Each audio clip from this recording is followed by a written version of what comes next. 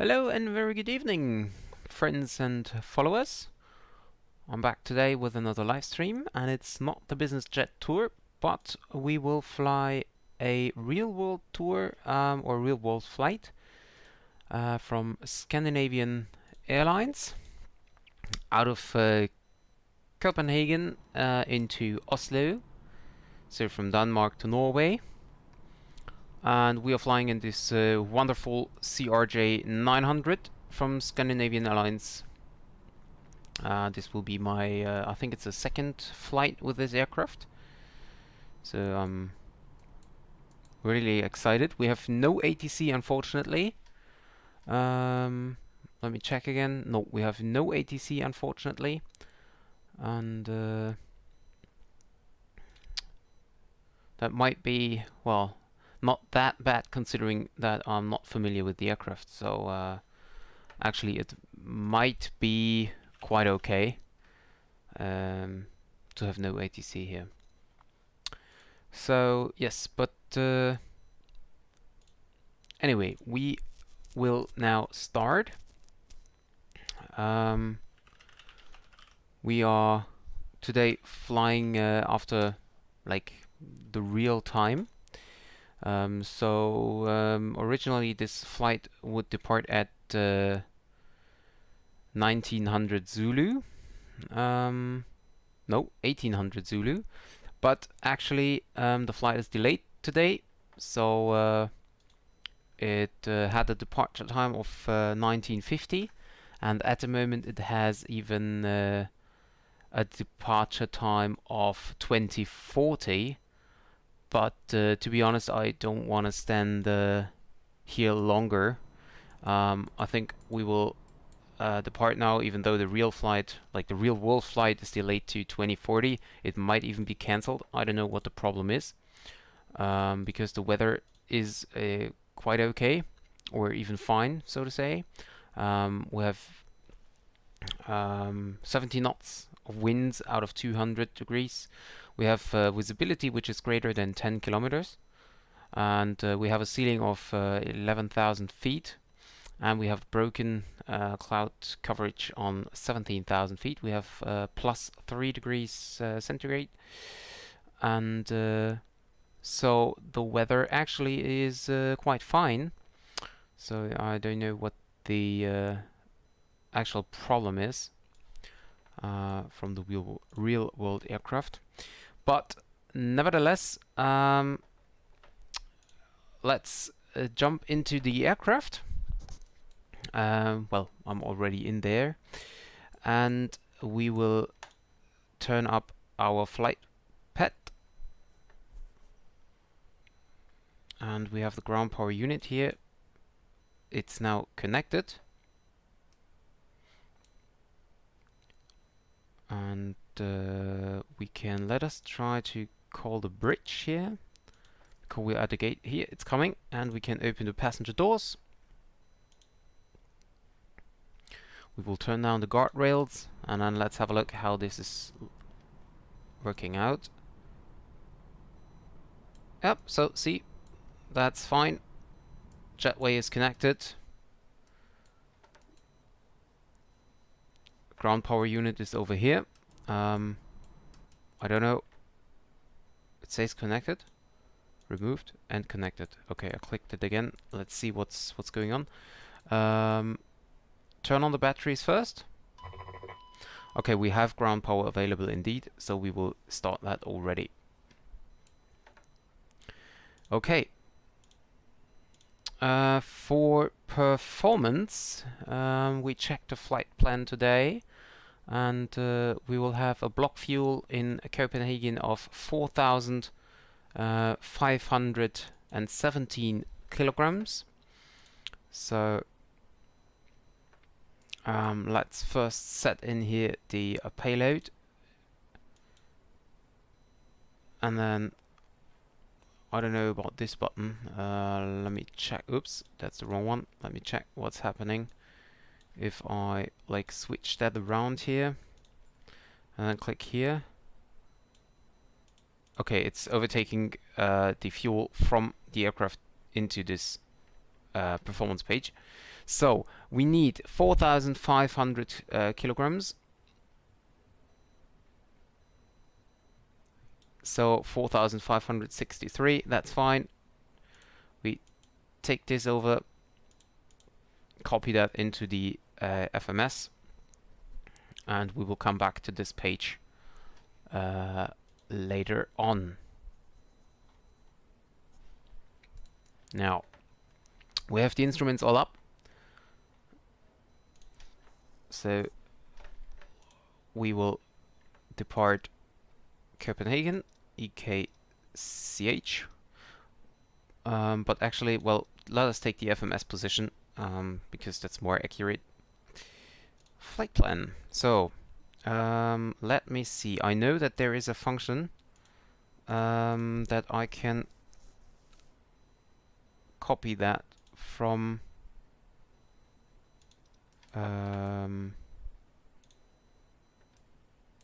somewhere. No.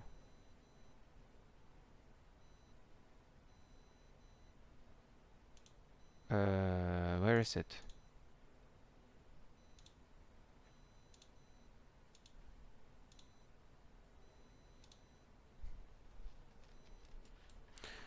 I know that there is a option to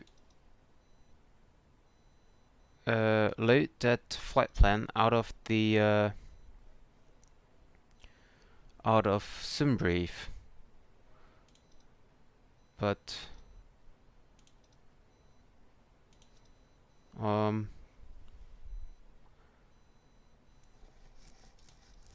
okay, I cannot find it. So anyway, we are departing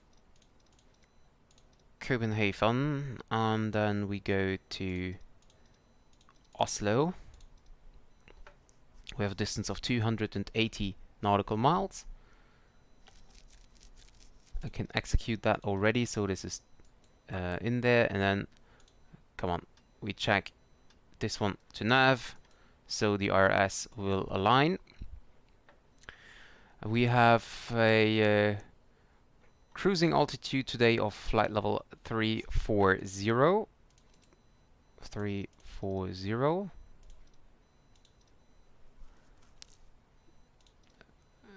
VNAV setup, we have a transition altitude of, actually, I don't know, I take 6,000, I'm not sure about that.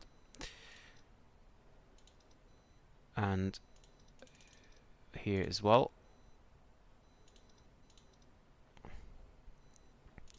We go to the departure. We will depart runway 22 right via the Veda 1 Charlie departure. Here it is. And let's check the flight plan. And now I hope that the routes are working. So we are going to Veda. After that we fly Lima 997 to Risma. Yeah, it's working fine. Then we go direct Sabak, and then we go, we continue to fly the Lima 997 to Lunip, and from there we will approach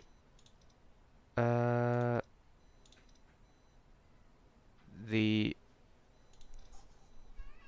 next one, which will be the ILS runway 19 right. ILS 19 right via the Lunip for Mike, and let me quick check the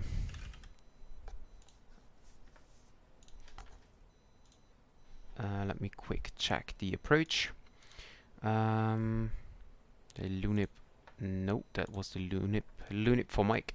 So we are coming from the Thous, we are Lunip. So we are taking the Titla intersection. Let me see if this is available. Titla, yeah, it is. Okay, so we take that, execute. I'll check the flight plan. It's very short, as you can see here. There is a discontinuity, which will be after Lunip. So let me try to delete that. Okay, execute. And that's it. Route's now complete. I check WNAV again. That's okay, okay, okay. Okay, performance page. I set that in. We don't need that. Taxi fuel. We will have 3,280 kilograms at our destination. We have no alternate set up in the FMC, but let me try to do that. I just need to find out where I can do that. Not here. Should be on the route page, I guess. Here,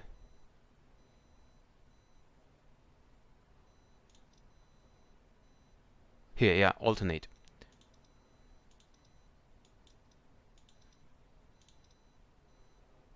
Alternate is in. We go to the secondary flight plan and just double check that that's the same as the first one. It is.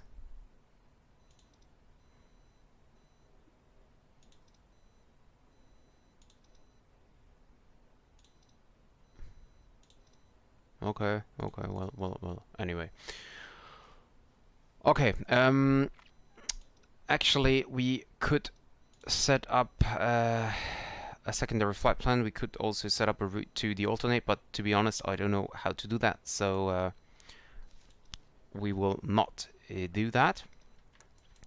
We now go to performance page again. We have here takeoff speeds. So flaps setting. Flap setting is 8. Runway condition is dry. So we have V1 137, VR 138, V2 149, and VT is 196, V2 plus 10, 159, of course. So set all.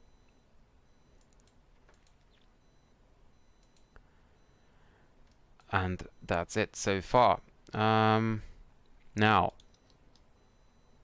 or actually, let us first try to, yeah, so we don't need that yet. I can do that later.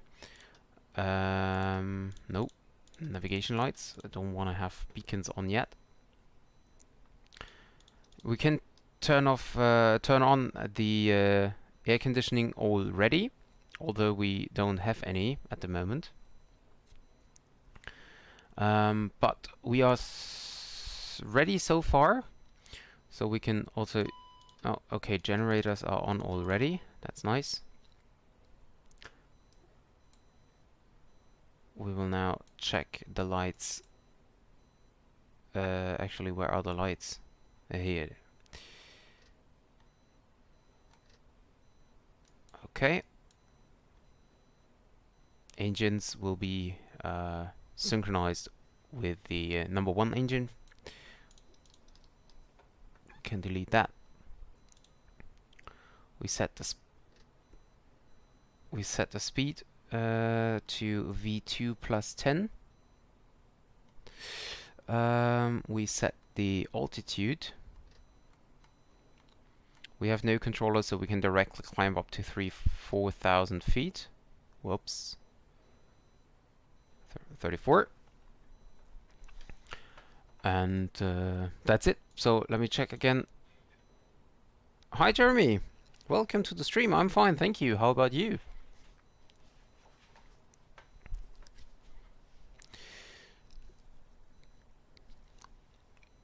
So there is still no controller. Nope, nothing. Not in Oslo and not in Copenhagen. Or Copenhagen. So actually, we are basically ready to go. we can continue with the checklist, or start with the checklist. So passenger, no, so auto, and seatbelts on. Emergency lights armed, should be set to armed. These, yeah, okay, armed. Altimeters is set. We have 1022 and 1022 over here as well. FMS checked and set. IRS is aligned and enough. We just did it at the beginning. Radios and navaids set as far as we need them. Takeoff briefing is basically completed. I will just show you the charts again. So I am still in Oslo, but I will switch over to Copenhagen. So departure will be the Veda 1 Charlie. So we will depart out of runway 22 right, and then we will fly runway heading before we make a right turn to Charlie Hotel 386, and another right turn to Novpo, another left turn to Veda.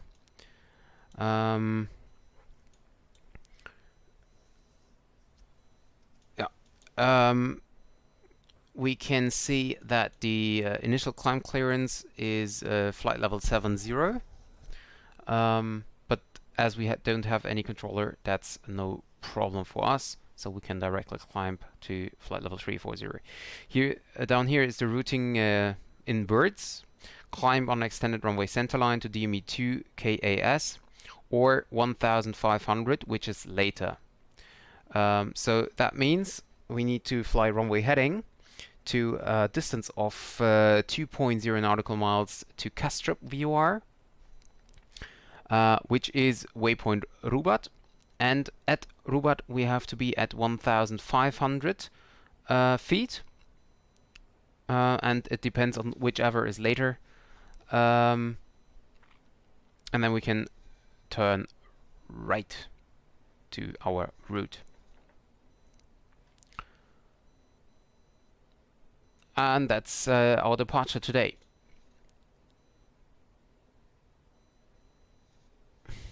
Connection is kind of bad right now. Stream stops every few seconds. Let me check. Maybe it's my problem as well. Let me check if I can figure that out. If it's me or not.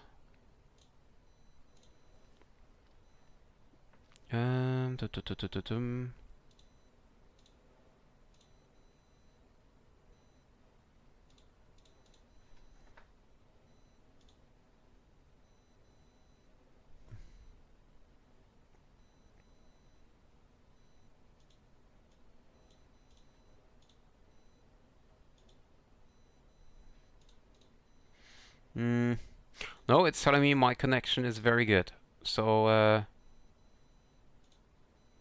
should be yours. Sorry. Okay. That's the departure procedure we're gonna fly today. So we are now basically ready to go. So we will now tell the bridge to disconnect, and we will of course close the passenger door. Captain, the cabin is secure. All passengers are aboard. Ladies and gentlemen, thank you very much. on behalf of the captain and crew, welcome aboard this flight. We hope you enjoy flying with us. Before takeoff, we would like to encourage all passengers to watch our cabin crew display the safety features of the aircraft.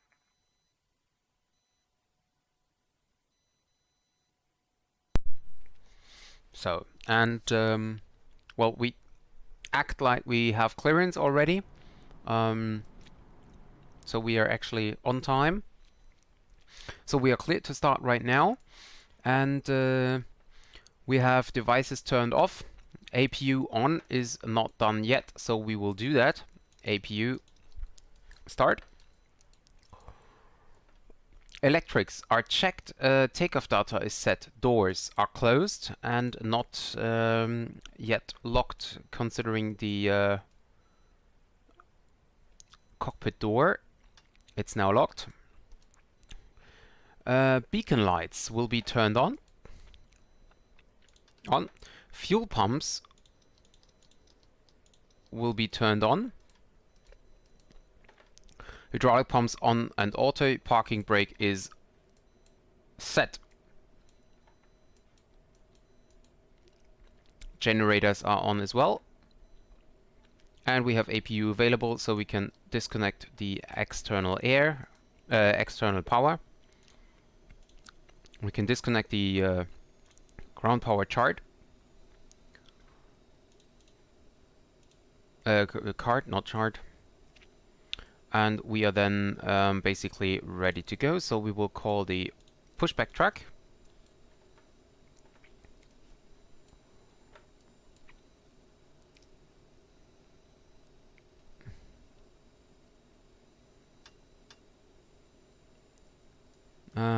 Where was it to turn up the lights? Up here.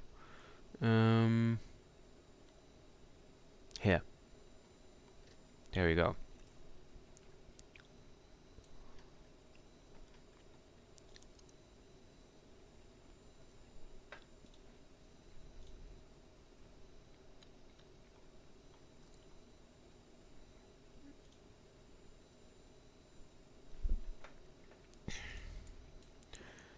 So the APU is now available,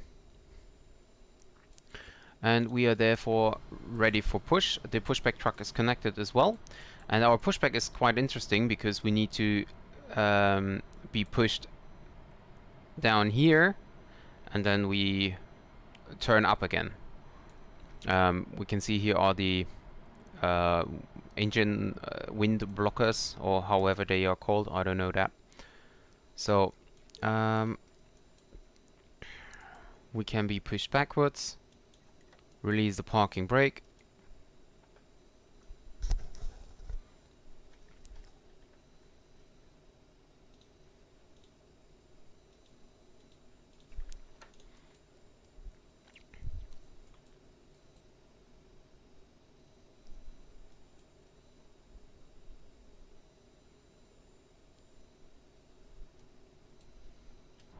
and it should start soon.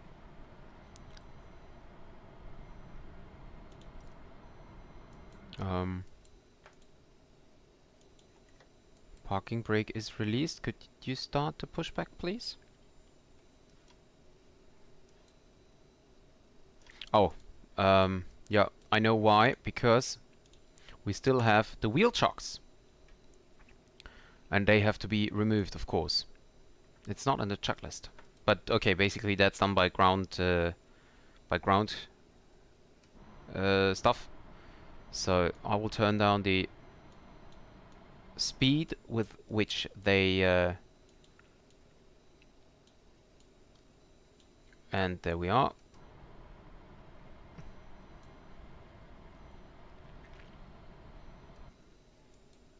And we can now start engine number 2.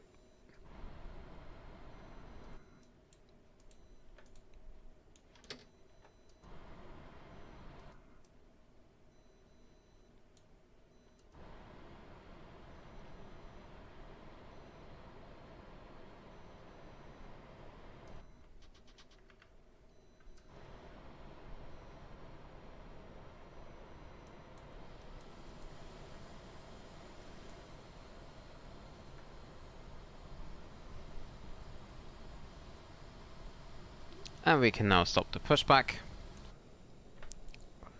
We set the parking brake. Mac trim can be turned off. By the way, we can turn this on. And we can now start the engine number 1.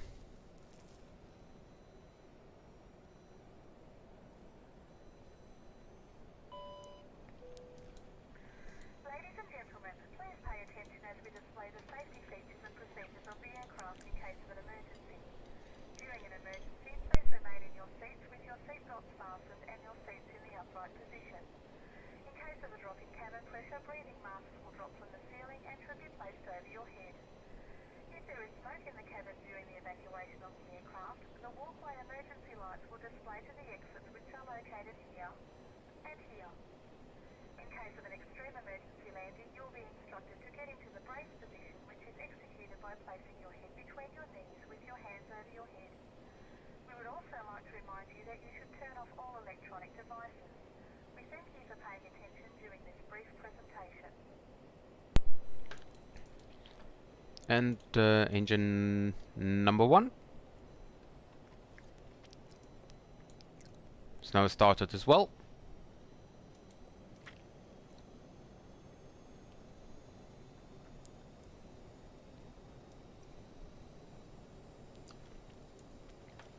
So after start checklist, generators are set to, there is no auto, so they can just be set to on.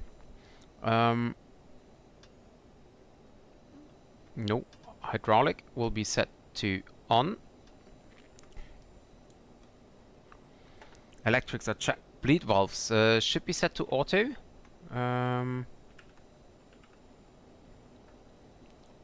Bleed source can be set to both engines. Air condition fan can be on. The packs remain on.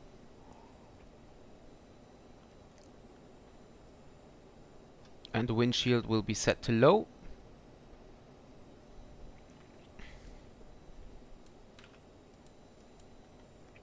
APU can be turned off. Don't need that anymore. Anti-ice is not required at the moment. And nose wheel steering will be set to armed. So after start checklist completed.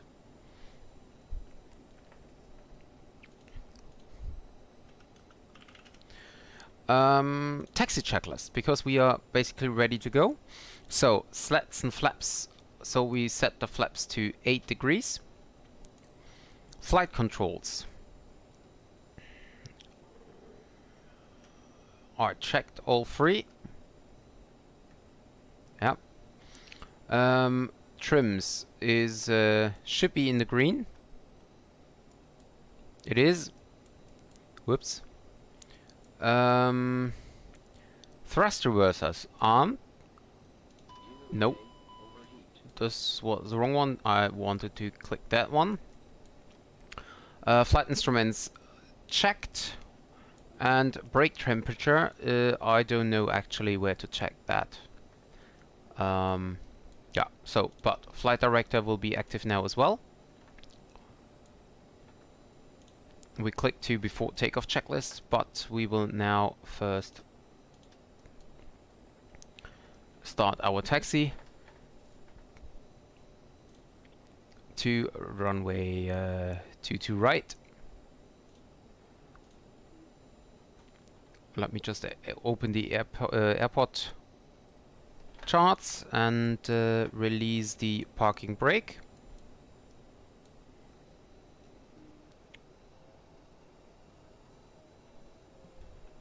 And there we go.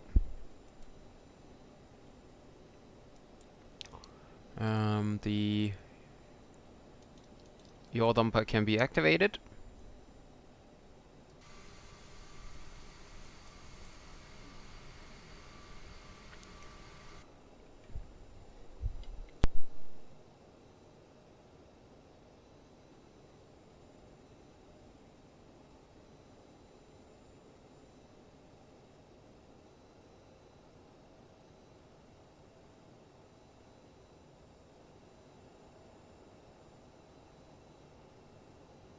We can activate the Mach trim.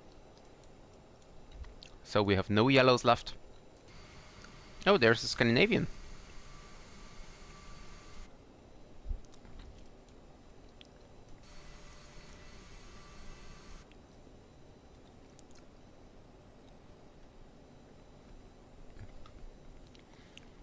And we will now taxi straight out on taxiway Kilo. Left is clear, right is clear.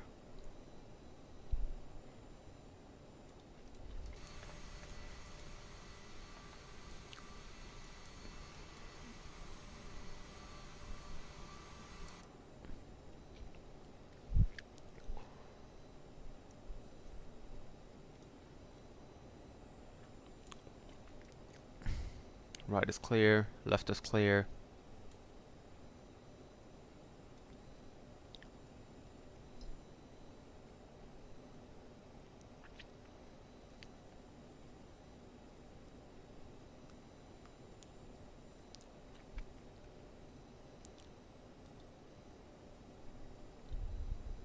And we will turn right the next taxiway.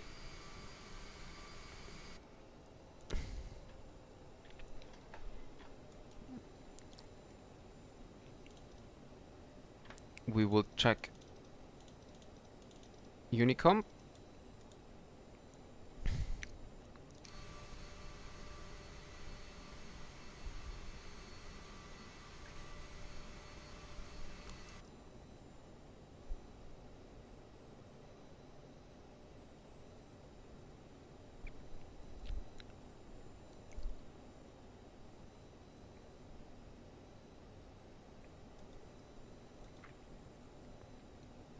And we will now hold here on the holding point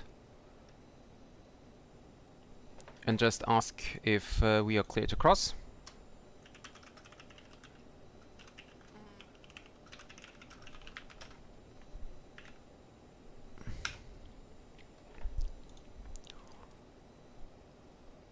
Left is clear.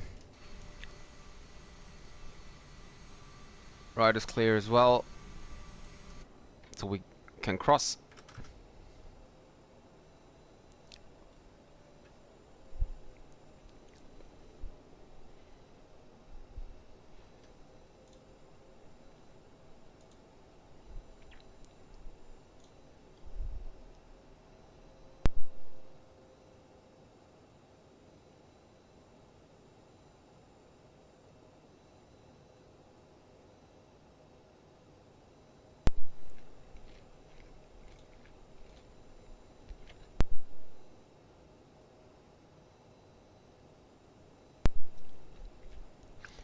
And we will continue on Alpha.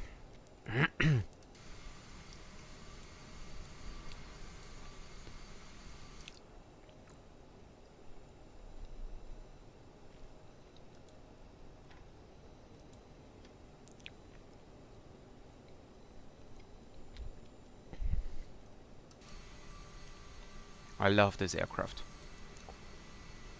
So the test flight was quite okay with this aircraft.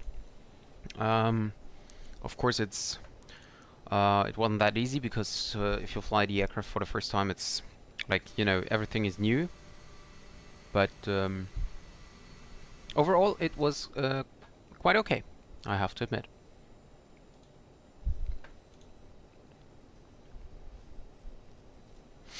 So, and we can start it before takeoff checklist. Lights and strobes. Well, we will wait until we are on the holding point, which is over here.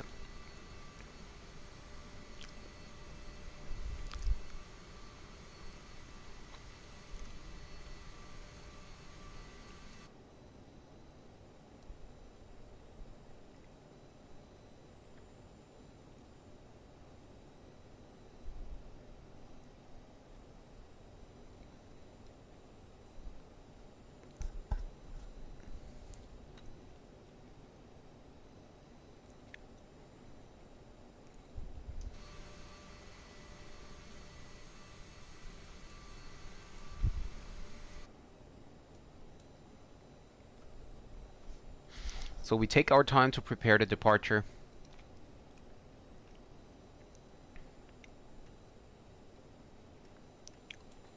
And we are here, so parking brake is set. Okay, so lights and strobes are now all on. Fuel transfer flow manual is on. I could actually turn off the packs for the departure, but no, we are light today, we don't need that. Flight attendant is advised transponder and TCAS. So let me check. TCAS set to normal, set to on, and weather radar will be set as well.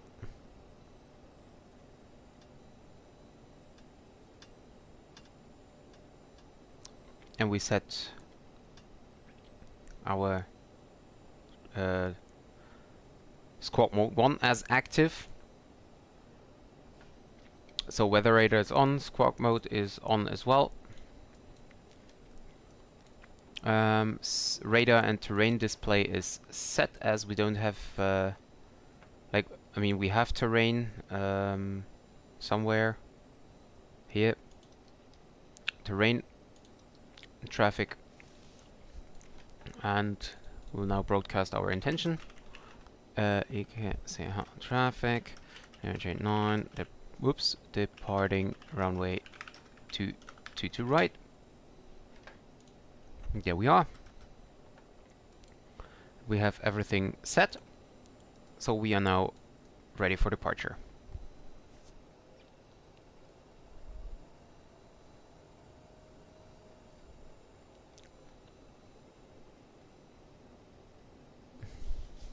Also, we have the message here.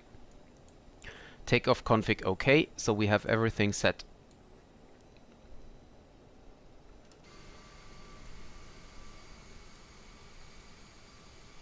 We have the strobes on here. You can see it flashing. Now you cannot see it here, but maybe if I... No, you cannot. The wings are too far back.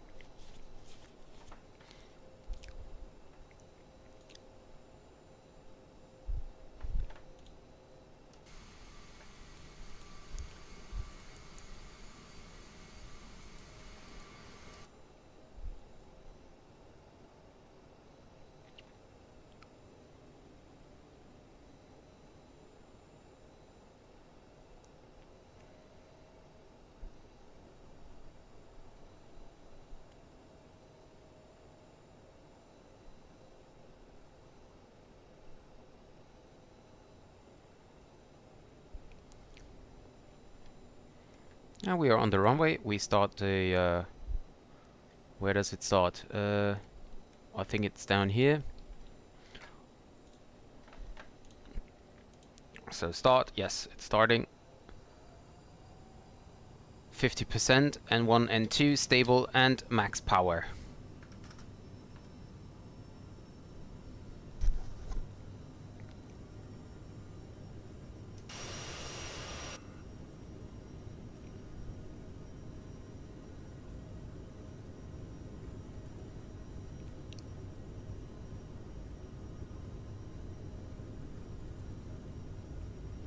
We passed V1 and rotate. Positive rate, gear up.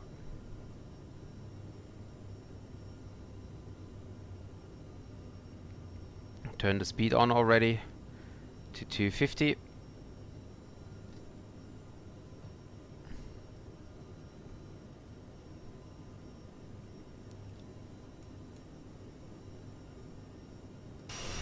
And we will now fly runway heading, more or less. So we passed 2500. We will now fly until this waypoint over here.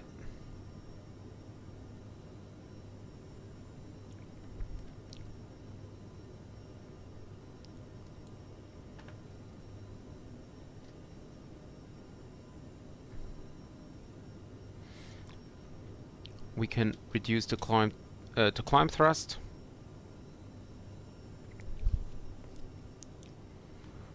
And we can turn on the autopilot now. Yeah, but I want you to turn right, please. Okay. Okay, now it's turning right. Slowly but steady, it's turning right.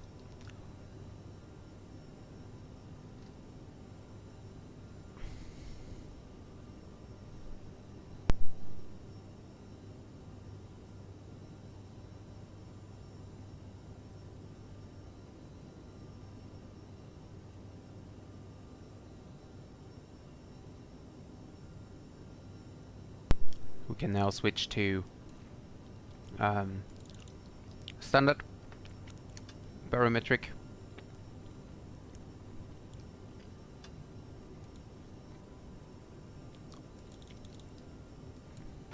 And here as well.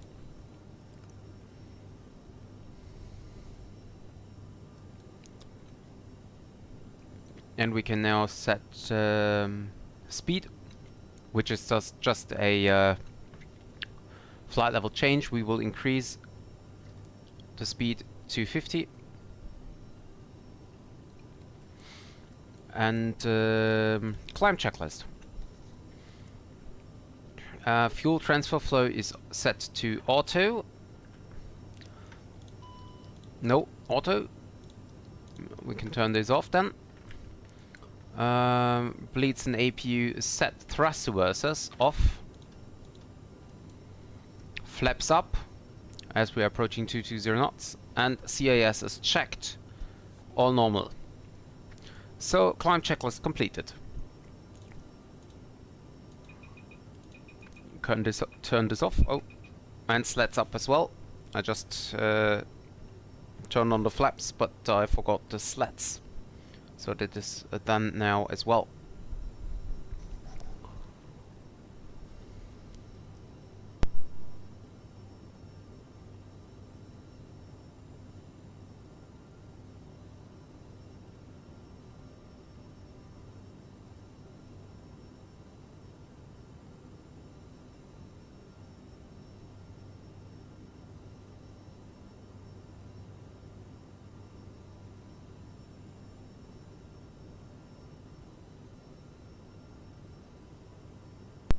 And we're passing flight level 100, so we can turn off the lights. And we can also turn off the seatbelt signs.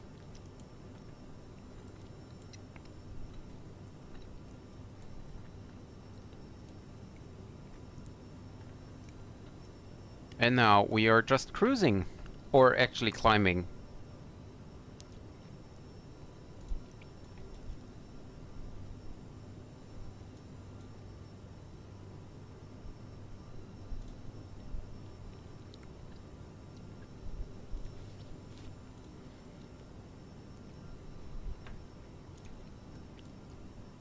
We are 5 minutes in the air already.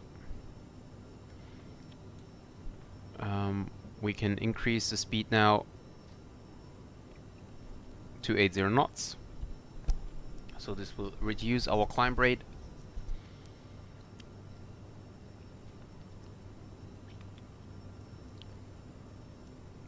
And we set 340, we can see that here.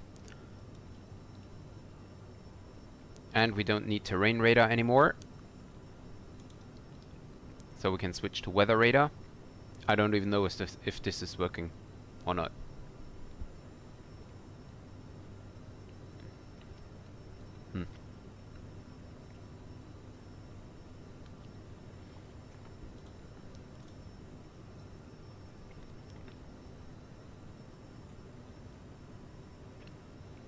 And actually we can even fly a little bit faster. Let's make it 300. Not 305 as on the business jet.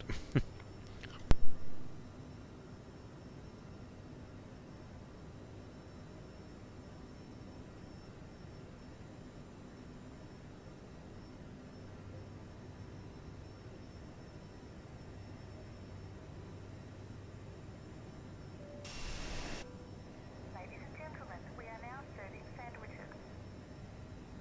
Yeah, and you can hear that the passengers are now getting sandwiches. I think there will be served drinks as well.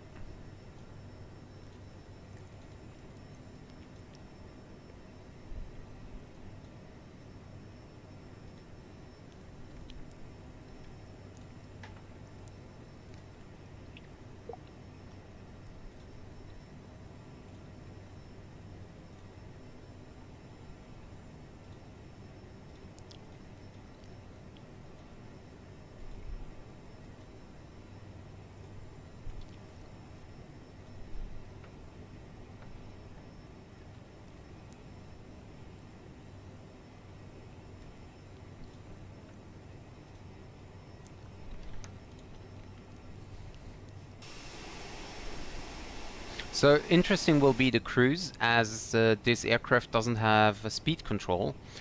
So if I click the speed button and select the speed, then the aircraft will climb or descend according to that speed which I set up. So basically it's a flight level change button in Airbus or Boeing.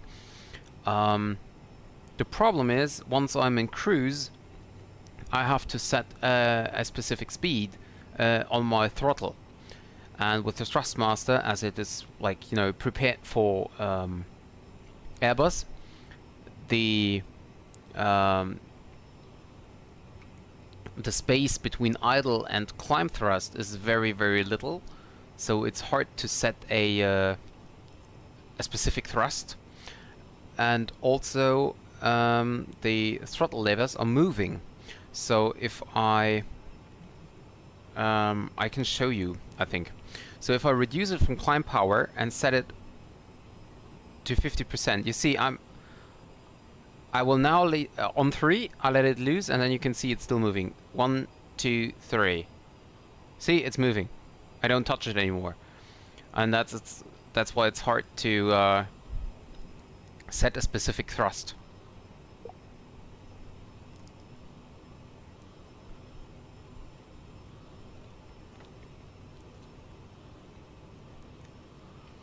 Hi Derek, welcome to the stream.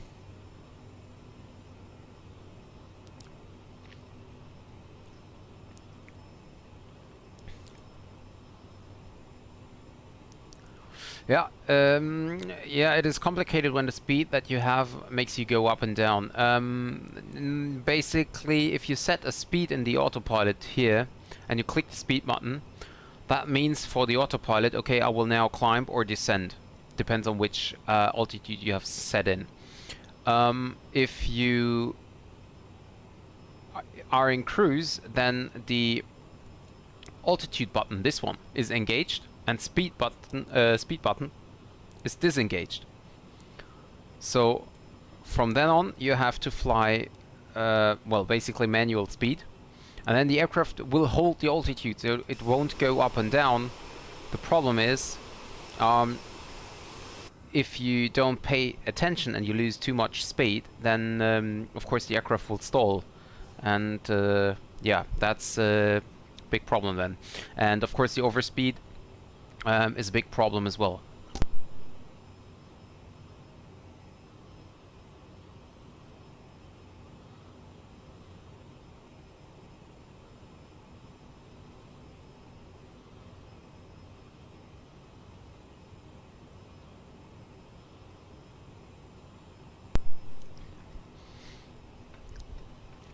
So I know it's a little bit early, but let us have a look on the approach. So better prepared before than too late. So here are the approach charts. So we will arrive here at Lunip. Note this is not to scale, so the distance here is a lot more. How many passengers on board? That's a good question. Let me see, it should be noted somewhere.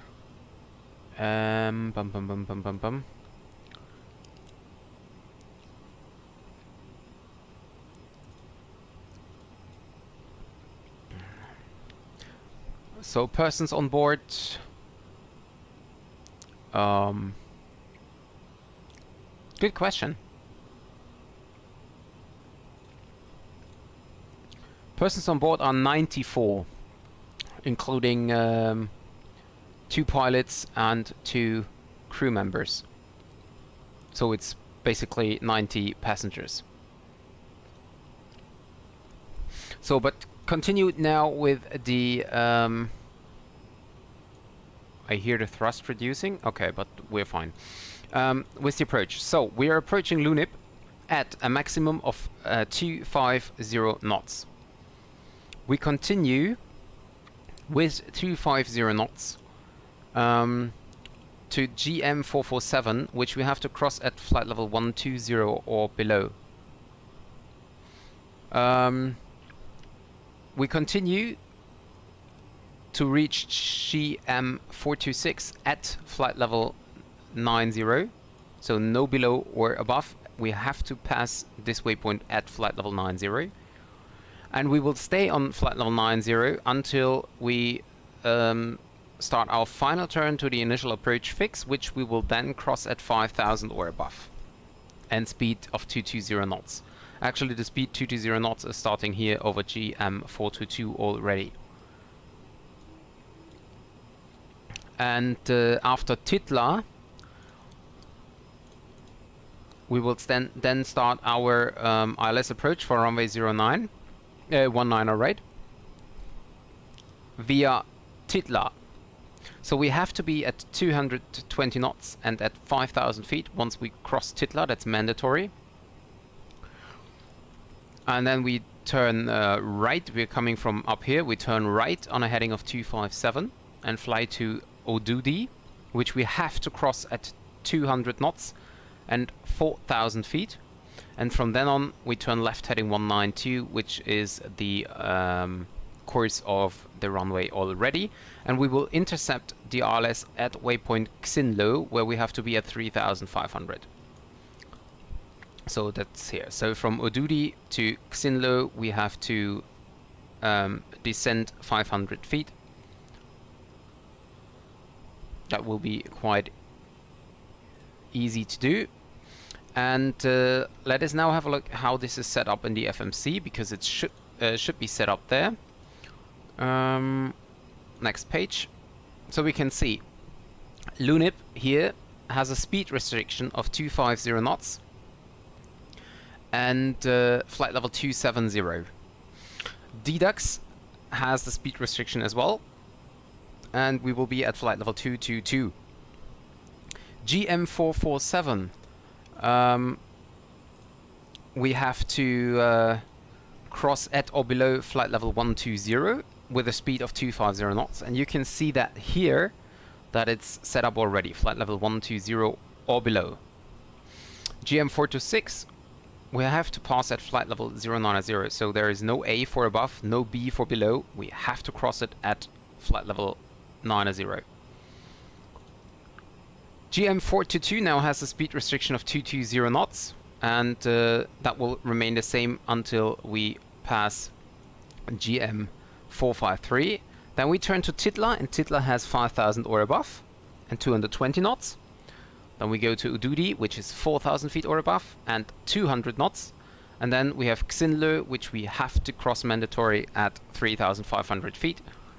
And then we start the ILS approach from there.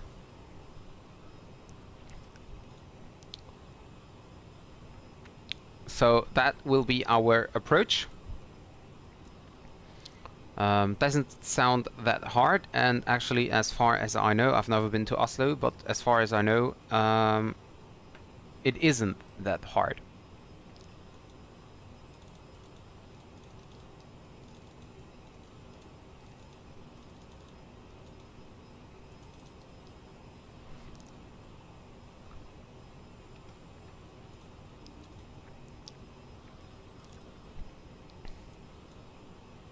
And according to Iveo WebEye, we have another 26 minutes to go only. We have to reduce the speed a little, because as you can see, we cannot reach flight level 340 as we are a little bit too heavy.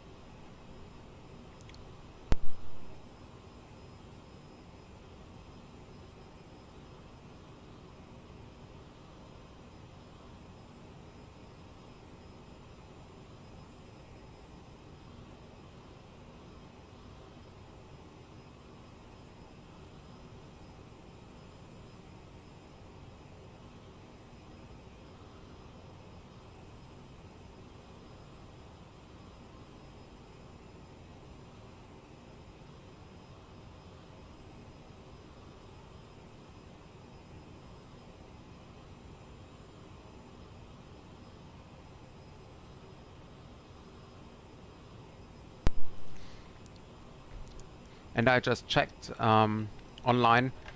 The normal cruise speed of the CRJ900 is Mach 0.78. It can fly up to Mach 0.83, but that will be considered high speed. So we will reduce the speed to Mach 0.78. And now, as we are close to the top of climb, you will see that once we reach 340, you will see that the aircraft continues to build up speed, as there is no autopilot or no auto throttle.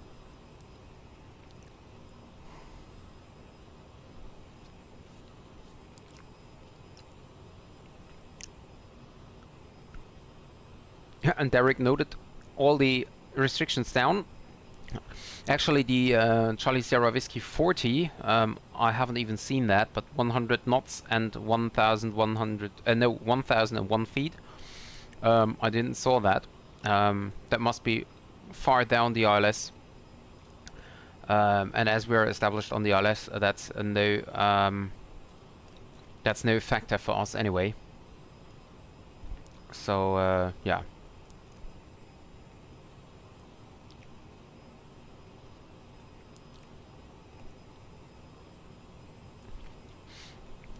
What I forgot to check is that for the ILS approach, we have a decision height of 200 feet.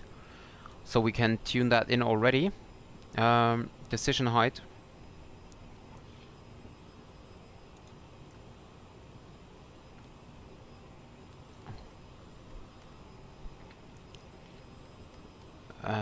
Decision height 200.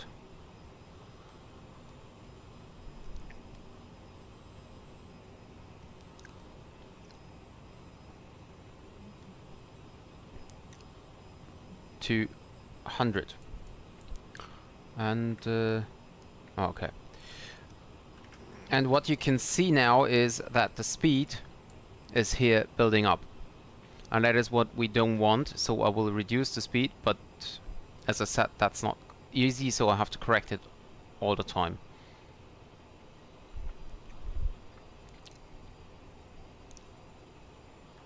And you can see here on the right side here on the screen, we have Echo Sierra Golf Golf, which is the airport of Gothenburg in Sweden.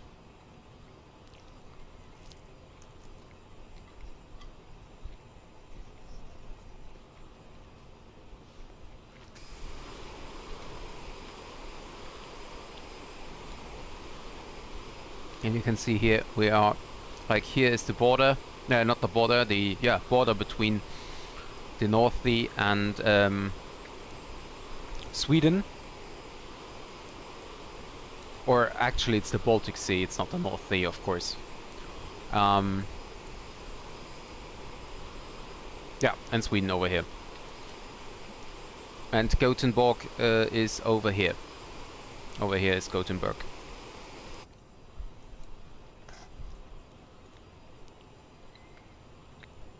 Yeah, Derek, tell me the news.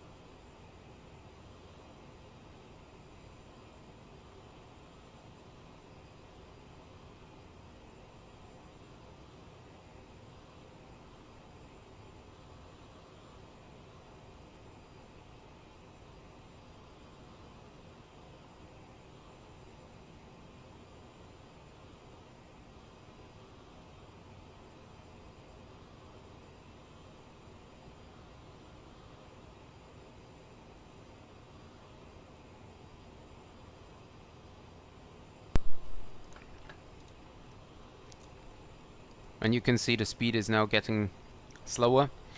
So if I try to increase it again, let's see if this is working.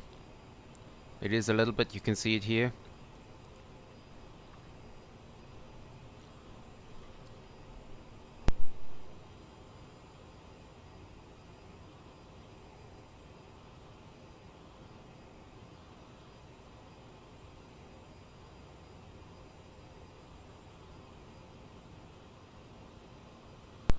And I will check if, yeah, here you can see is our top of descent.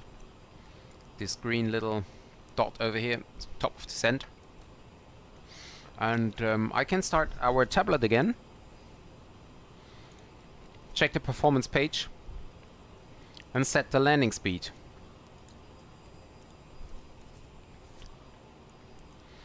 So that we will have the landing speeds integrated here in the primary flight display.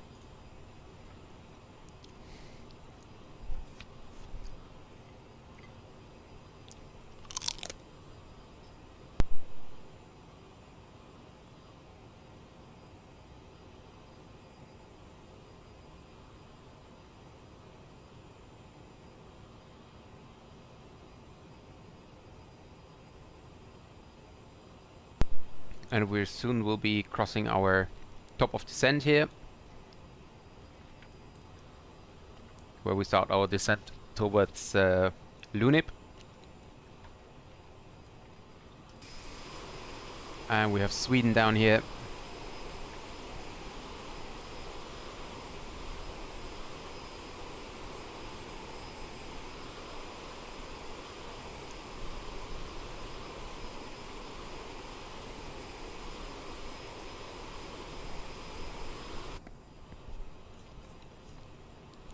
That was a short hop, or is a short hop today. Only 1.5 hours roughly. From block to block.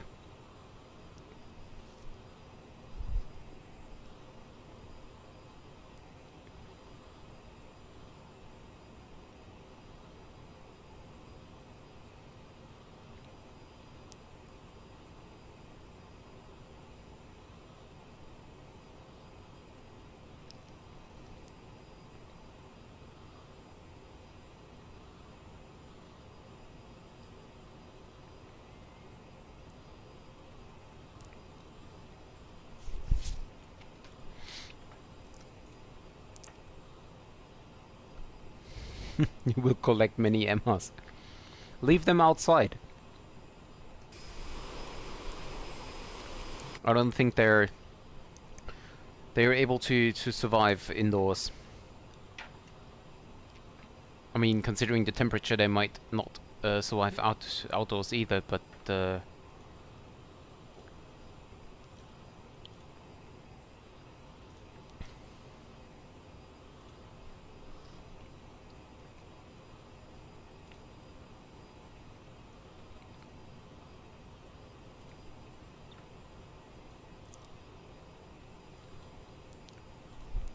so speed is quite okay.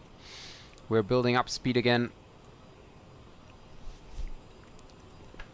Let me see if the top of descent is in the legs. No, it isn't.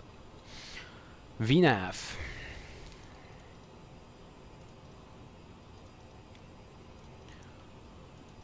VNAV descent 250 below 10,000.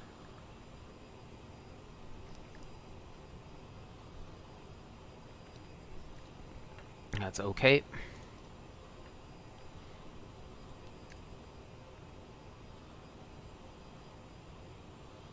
And here you can see which with which descent rate we have to descend to reach GM447 at flight level 120.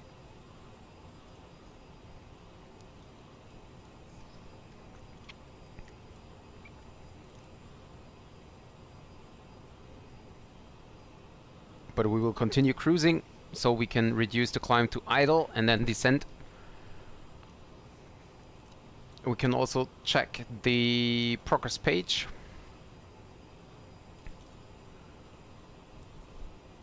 So we have different information about the temperatures and the crosswinds.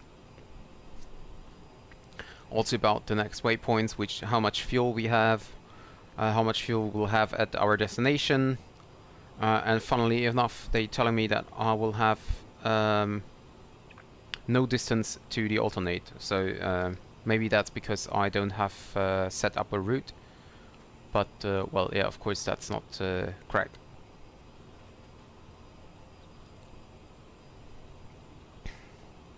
And I will now just do a brief fuel check. We are now over Gabak, and over Gabak, according to our flight plan, that's interesting. Gabak is not even there. Xenta is not in as well.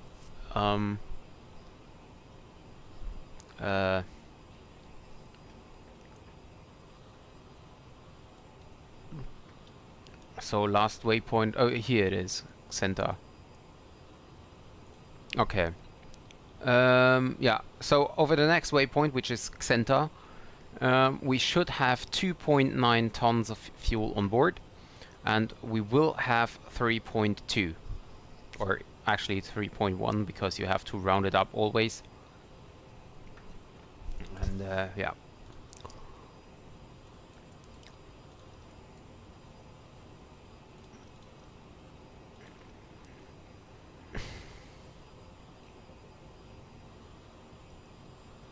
So that's absolutely fine. No, I want to descent info. And I think, I'm not sure about that, but I think that the descent rate should be something around 3 degrees once we reach our top of descent. You can see here is the feet per minute, and here is the descent path, which is 2.3 degrees, and I think it will be at around 3.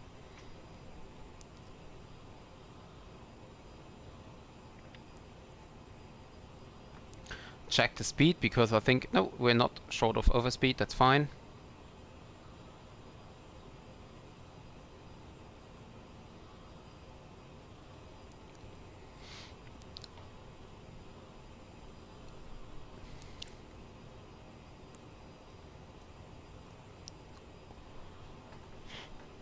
And we are now approaching Norway airspace.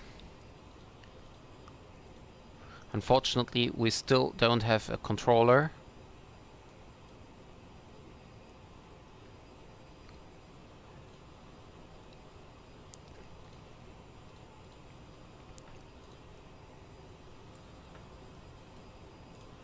We can open the descent checklist. And we are in the air for 30 minutes already.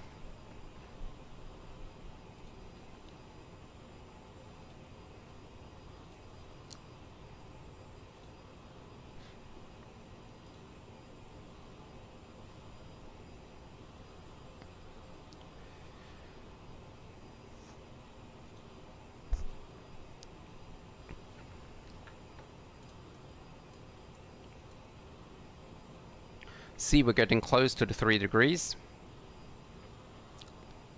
I actually never tried that, so let's see how it will work out in the end.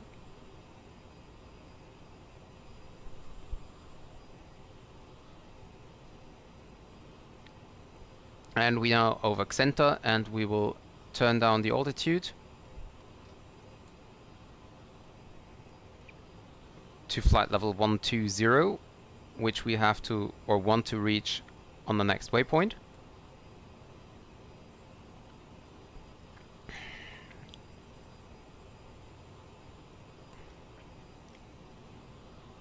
There is the top of descent incoming.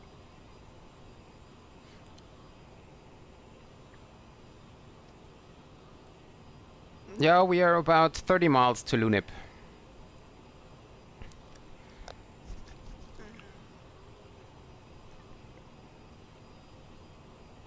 I will reduce speed already a little bit. We have now 3 degrees. And we are approaching the top of descent. So we click in the versus. Start the descent. Set down the speed to 250 knots, as we have to reach Lunib at with 250 knots.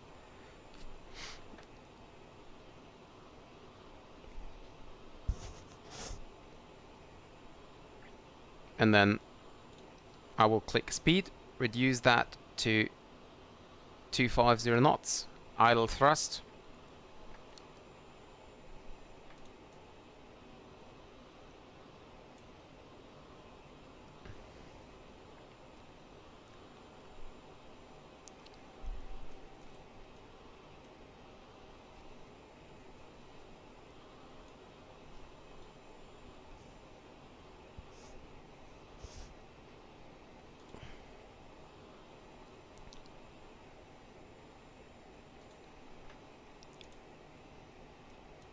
And let's see if this works out. So we are descending with 2,600 feet at the moment, and we just need to descend with 2,000 feet. So actually I can give a little more thrust as far as this is possible. You can see already I pushed them up both in the same way, but the right side is getting down without me doing something. So that's not really good about the thrustmaster, but there is a screw in there, and I think I can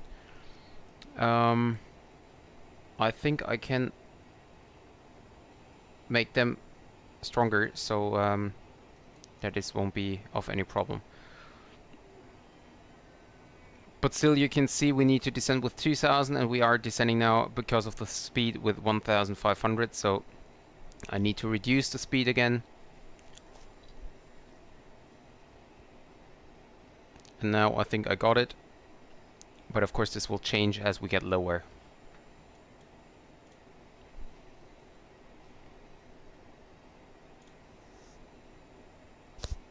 Yeah, we need to be at 220 knots at Charlie Mike 422, but we will reach that, of course.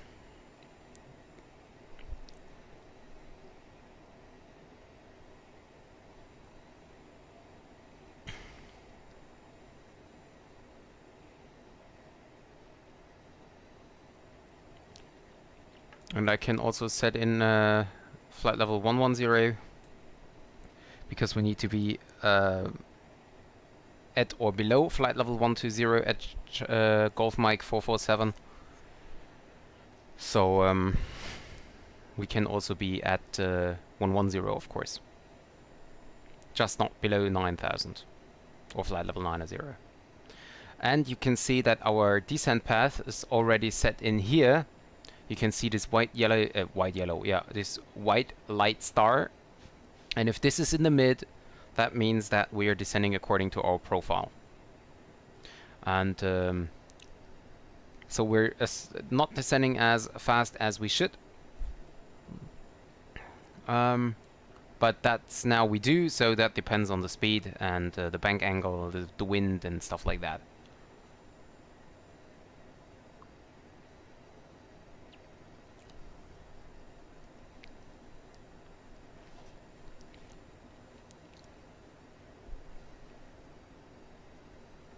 And we have a lot of crosswinds now with 55 knots.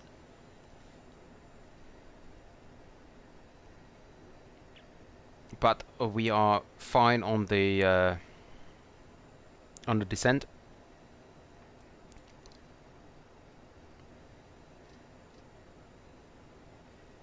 The importance is that we keep the speed of 250 knots or less. This is the most important.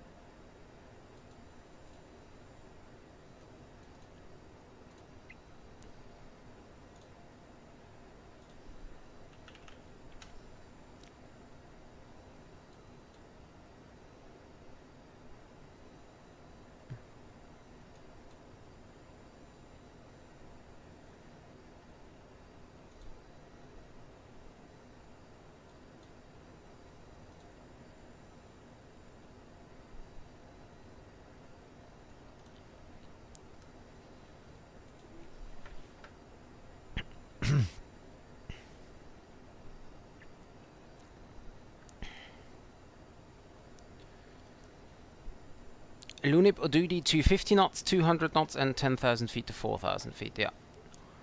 You forgot the 220 knots.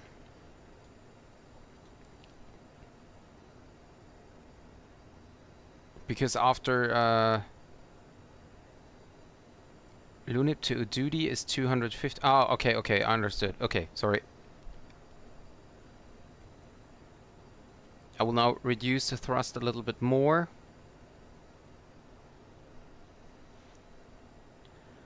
As we're descending too slow.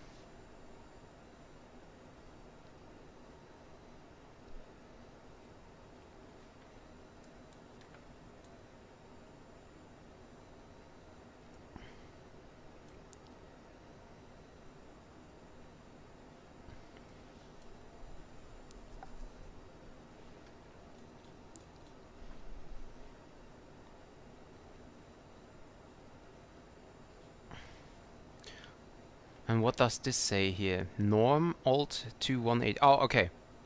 So it's telling me which altitude I should be at while descending.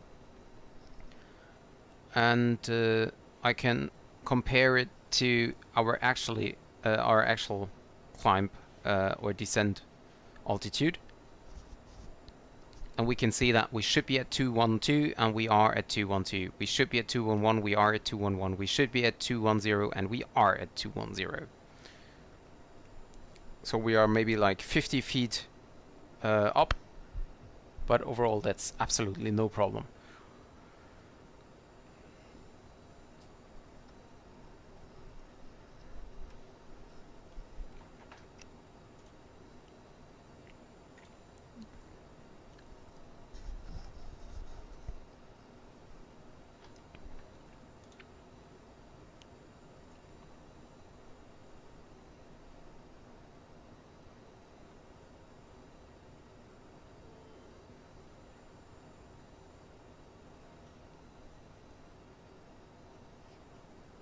And there you can see the next waypoint incoming over here. And this is a good question. Oh, this is GM447 already.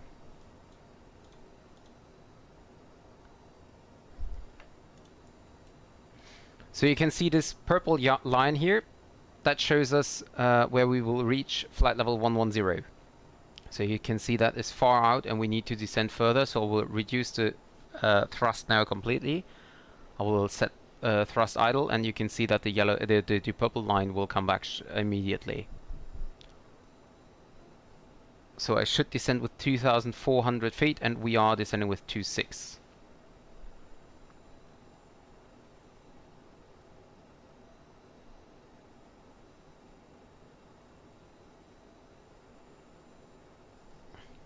So that will be fine.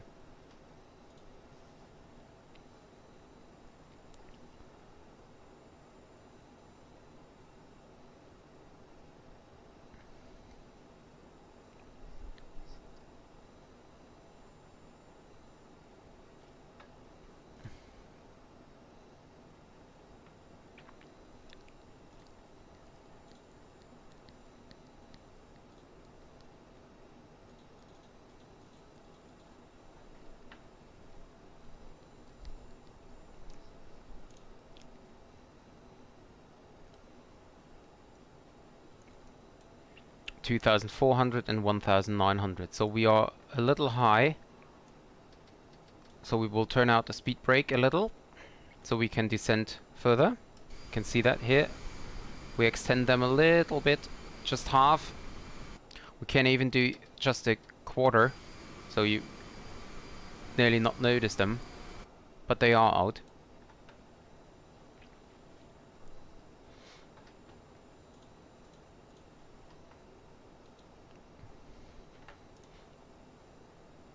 And we need to extend them a little bit. By the way, if they are out full, then it looks like this. So it's not much difference, but it makes a lot of difference.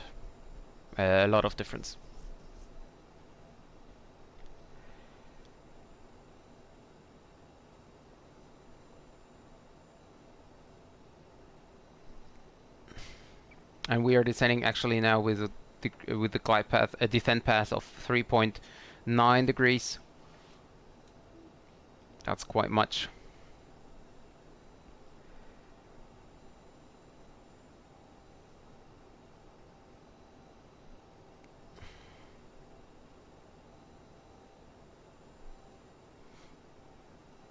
And as we're coming close, so you can see, should be at 128, we are at 128. Should be 127, we are 127. So we are absolutely fine. If I zoom in, we should cross GM 447 at or below flight level 120. And you can see flight level 120 reached now, and we passed it. So we continue the descent to 9,000 now.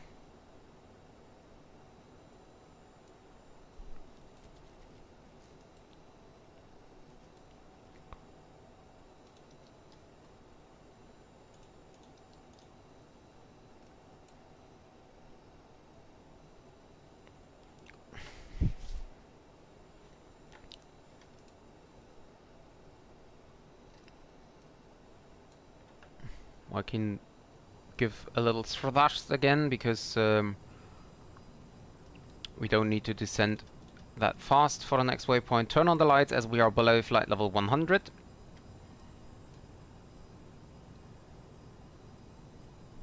And we have maybe a little bit too much thrust. You can see the purple lines coming in. Yep, we were descending on 4 degrees, Eric, that's right.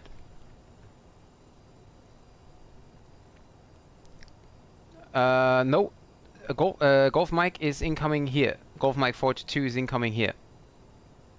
It's the next waypoint, or like the second next.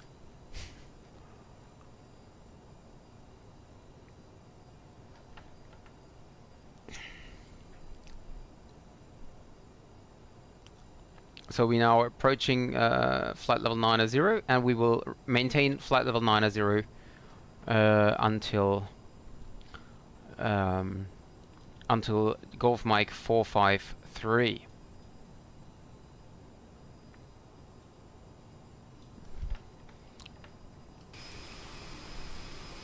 We are in the middle of the thrust, and oh, by the way, I can turn in the speed brakes.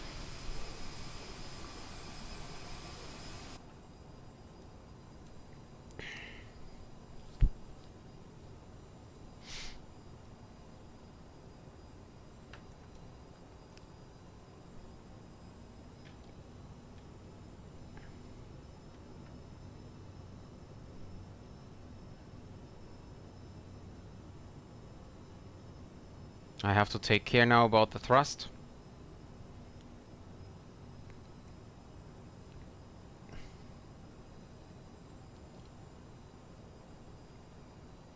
Have to take thrust away again because we need to stay under 250 knots. That's a problem with that we don't have an autopilot holding the speed. That's a little bit hard to do, to keep the speed on 2. I will now reduce the speed again because we need speed of 220.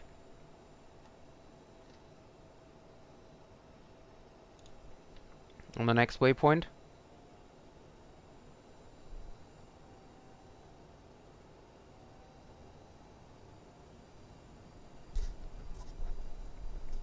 Yep. If you're behind it, then oh, it's not, cannot do that. So if you go there, it looks like pixels. Yeah, that's correct. But that's also a problem of the flight simulator. If you are far away from lamps, then it always looks like squares.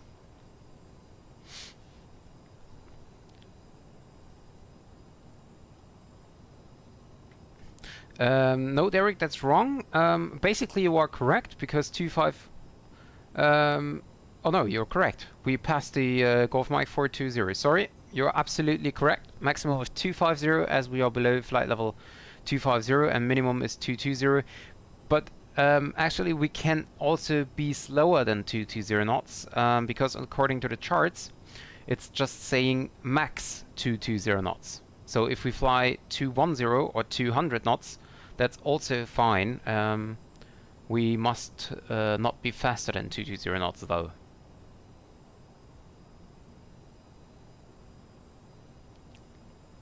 And you can see in the primary display already down here that we have the localizer already alive, as here is the airport over here. And we are now continuing our flight.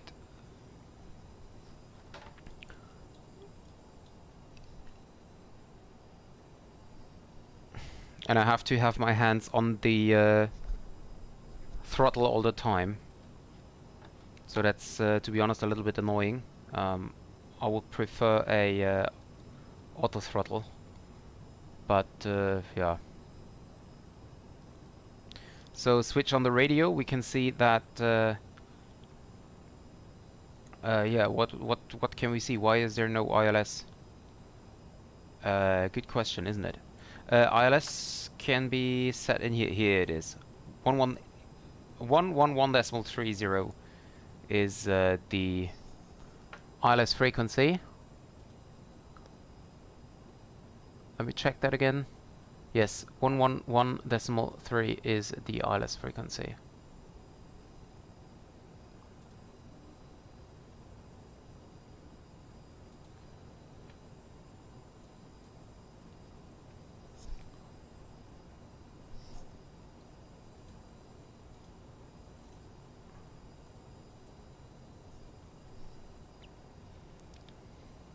We still have a maximum of 220 knots.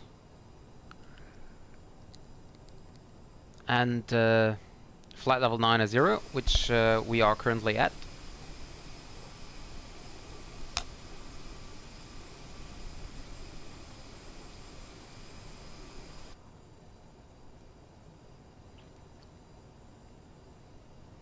I will now turn on the seatbelt signs.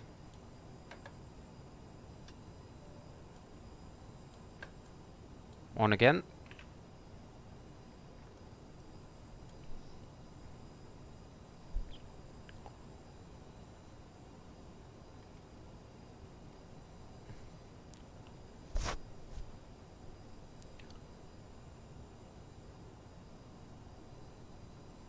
Oh, Derek, you're planning to go to Oslo one day. Yeah, I think it's a beautiful city, but also Norway has a lot of beautiful countryside, a lot of beautiful cities, a lot of beautiful mountain areas and fjords and stuff like that.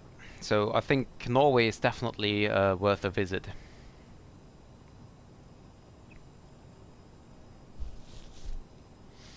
So I will increase the thrust again a little. And we are now approaching Golf Mike 425. Still a speed of 220 max and altitude of flight level 90.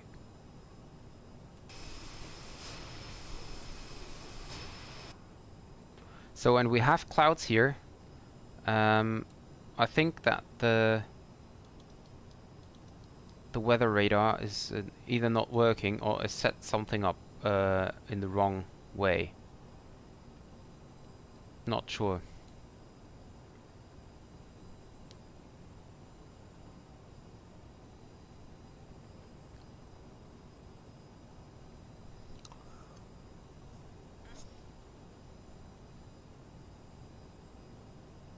We will now approach Golf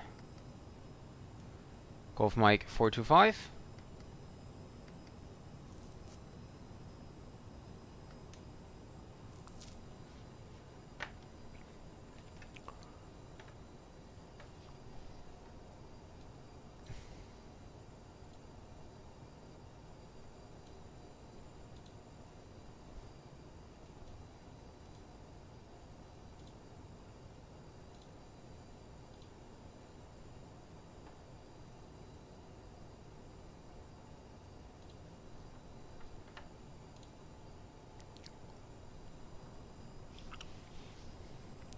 And we are now setting the altitude to 5,000 feet because we need to descend after the next waypoint.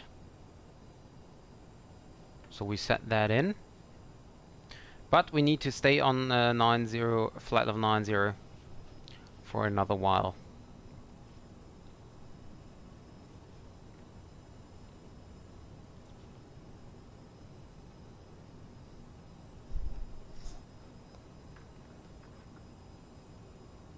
Hey, welcome back, Jeremy.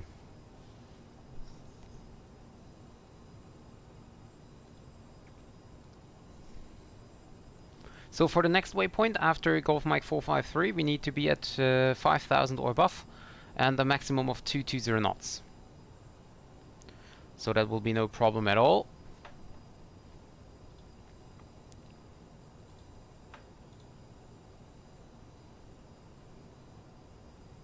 And actually, I just saw that for a straight-in landing, we have a 287 decision height. 287 decision height.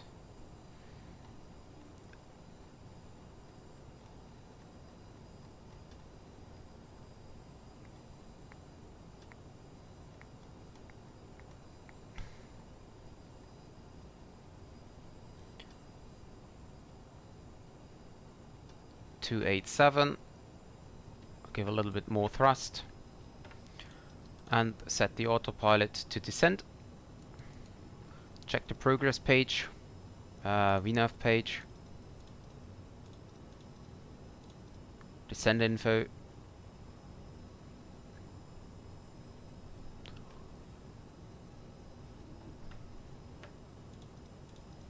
Let me check if I can switch that. Oh yeah, we can. Very nice. So we just need to descend with 800 feet per minute. We reduce our thrust again.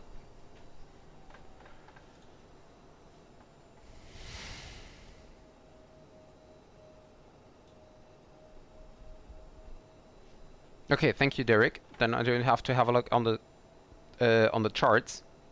That's very helpful.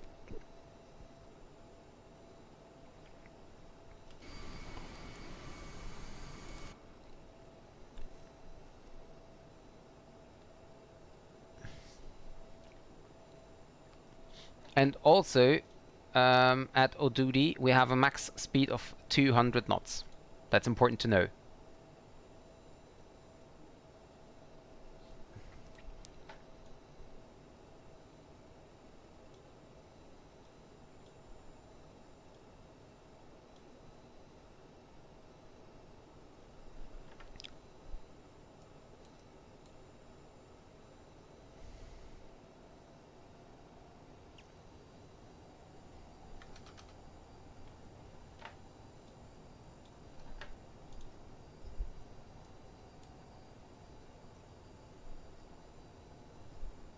So, and we are now inbound Titla, I think. Yes, next is Titla in 11.4 nautical miles.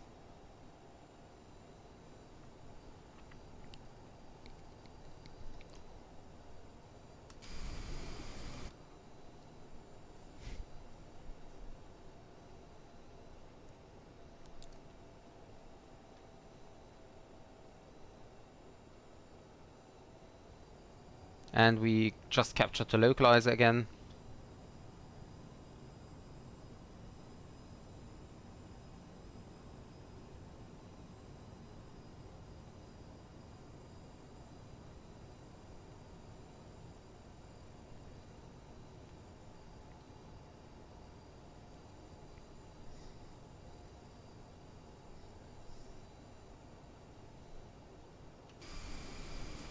And what I will do today, I won't forget that, is to start my recorder program, if I find it somewhere. It has to be somewhere. Ah, here it is. Okay. So starting the recording when I am established on the ILS.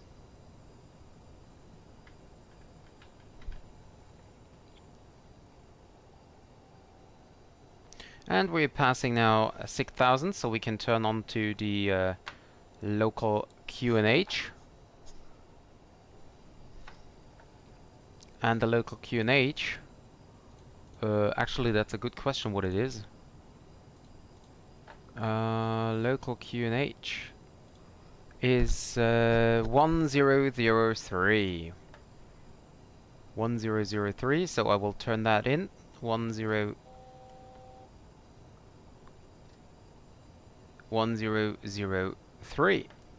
Tuned in. Same here. 10.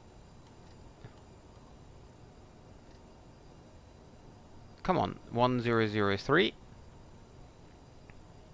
And we are now approaching Titla.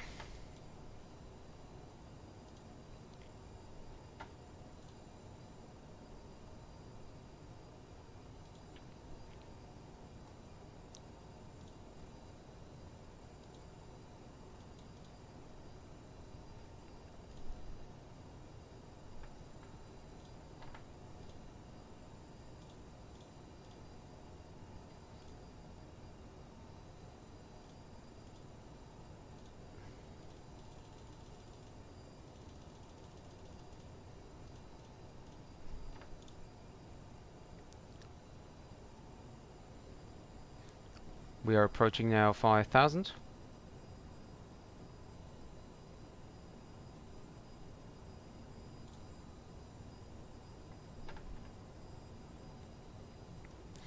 I can set now 4,000 in the autopilot because it will hold 5,000 automatically. And we are prepared for the 4,000 at O duty. And also we need to reduce the speed.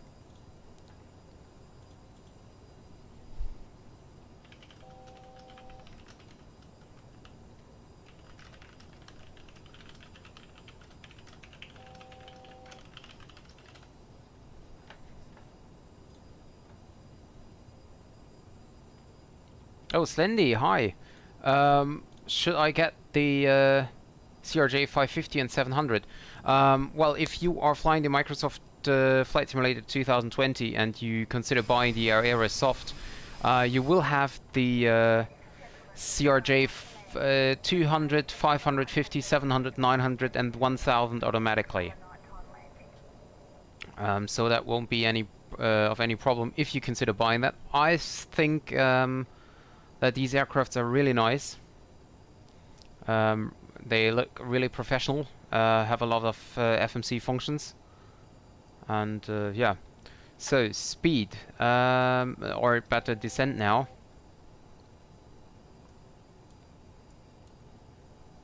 So we must have a speed of 200 knots or less, and we have to maintain 160 knots or more until 4 DME.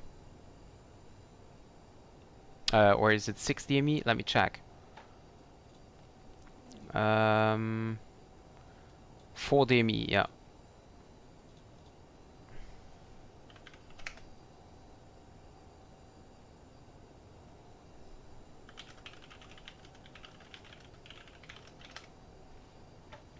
And there we have the glide slope.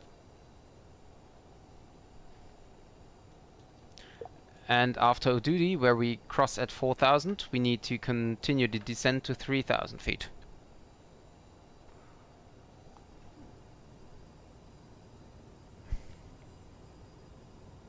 No, 3,500 feet.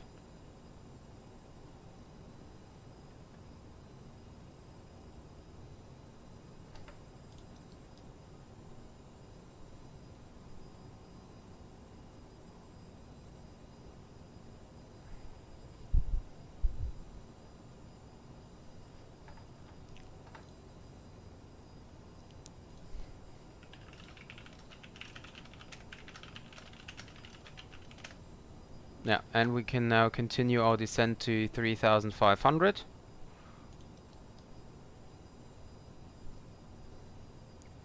We will set the flaps to 8. And we can click the approach button.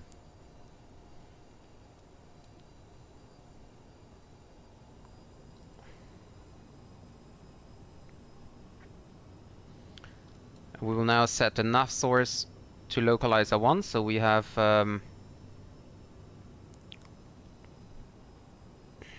So we have the distance.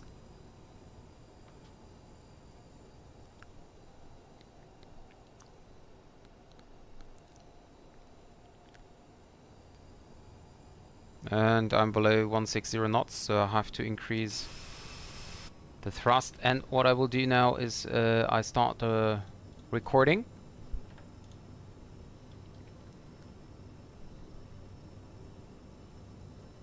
So glide slope and localizer is alive. We are now established on the ILS for runway 19 right.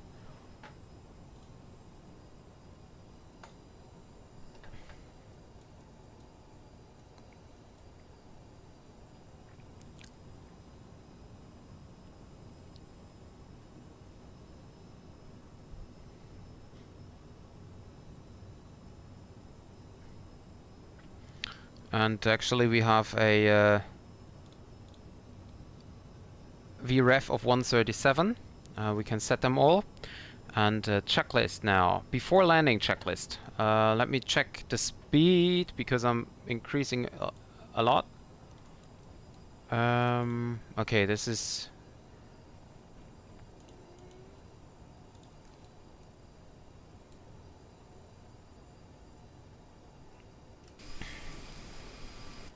And there is the runway over there. Passenger signs are on. Thrust reversers armed. Landing gear is now down. Slats flaps set to 20 yet. We will extend further. Yeah, and we reached overspeed a little. That's no problem.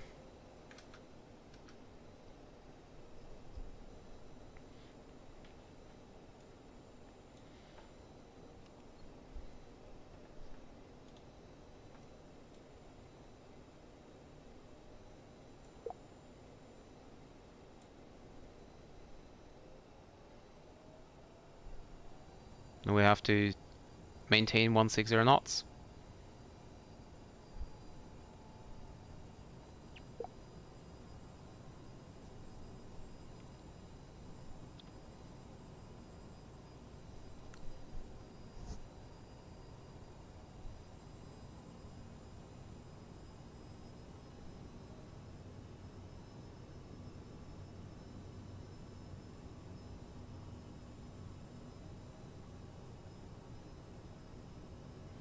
And we're now crossing 4 nautical miles, so we can now reduce the speed. And we set flaps full.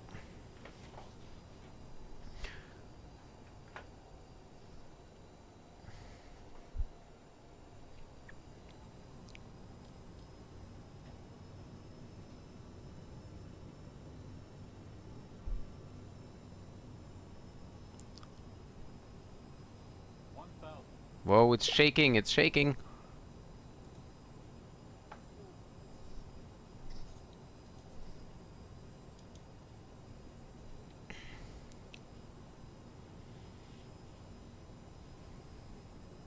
Gear is down, flaps are fully extended. We are established. We have set the speed.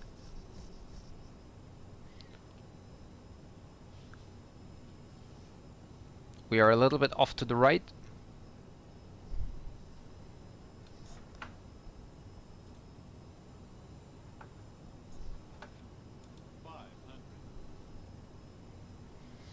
Disconnect the autopilot, fly manually, and I'm really excited about the landing because it's heavy winds again, and this is the second landing I will proceed with this aircraft. So I'm not sure how this is working out in the end.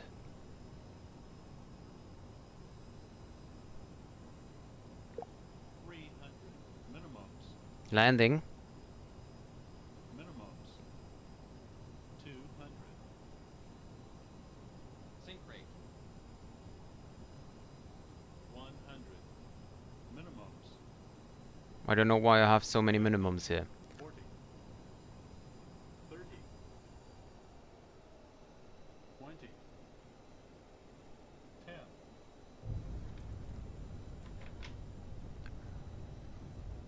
And reverse the screen.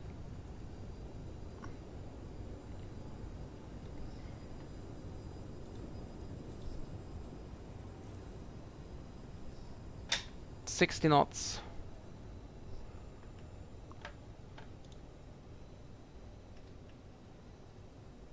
And we will vacate here to the left.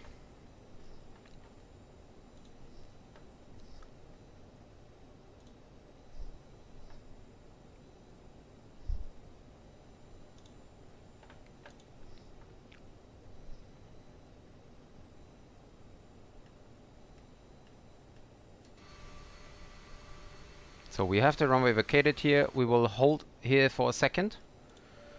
Set the parking brake. Remain seated until the aircraft has come to a complete stop.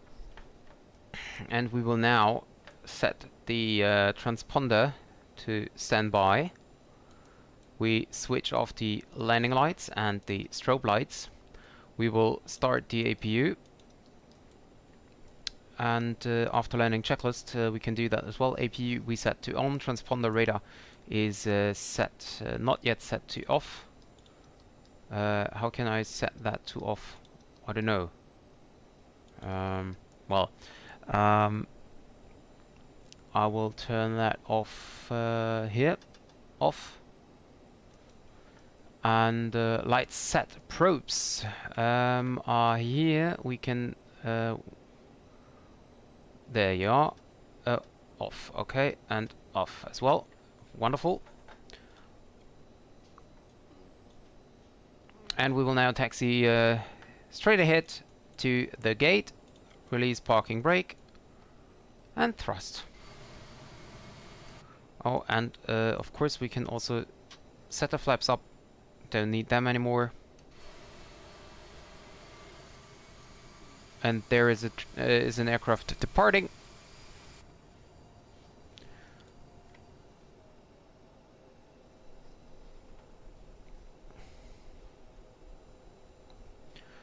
So we will join the taxiway.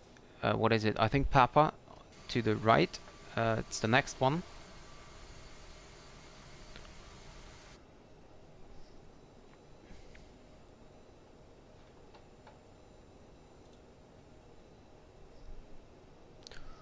So we taxi here onto Papa.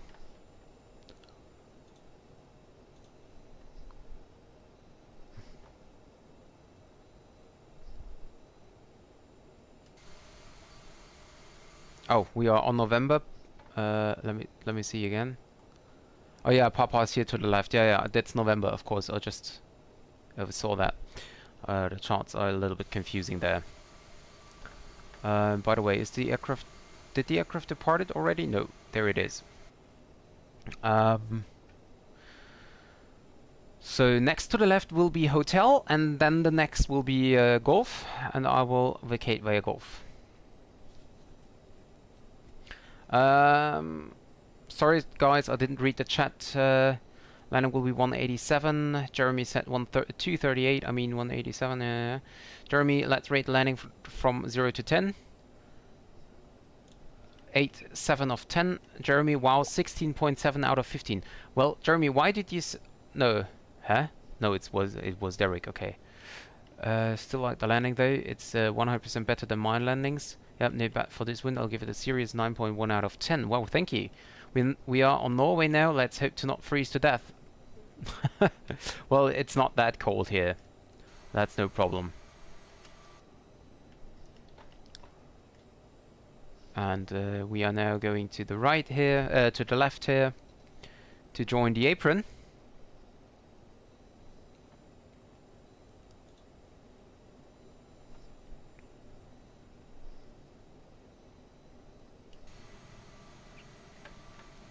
And this guy will now depart.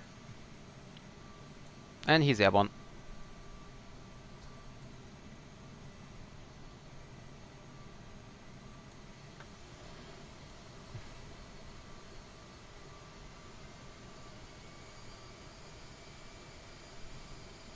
So we are taxiing now straight ahead via Golf, and then just take any gate to the right side. So we should check the APU, but the APU is running, that's fine. After landing checklist was completed, yes, so we have the shutdown checklist as next.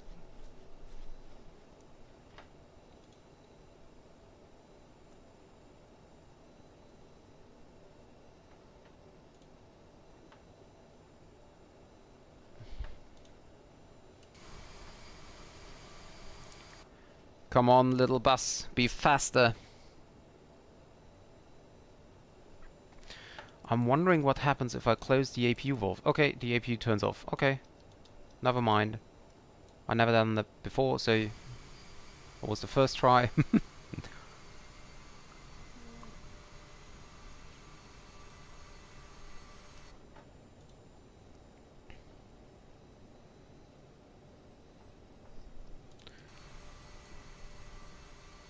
I will take the next gate to the right. It looks a little bit large for us, but hey, whatever. Turn off the lights so we don't blend the people in the terminal.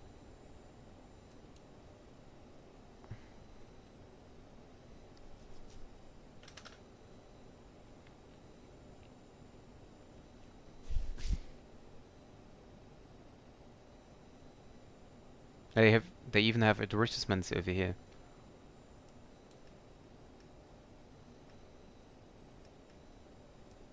And that's it. Parking brake is set. We have to start the APU again because it's not running. So we can just turn off the the right engine, but we have to keep on the left one for power. I will now stop the recording because we don't need it anymore. And we can hear that the APU is starting.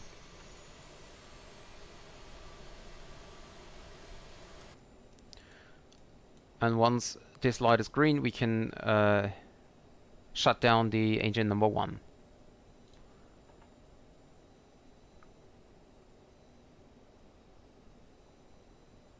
The word airborne is plane taking off, but it sounds like the air is being born airborne. Yeah, depends on the sentence, I think.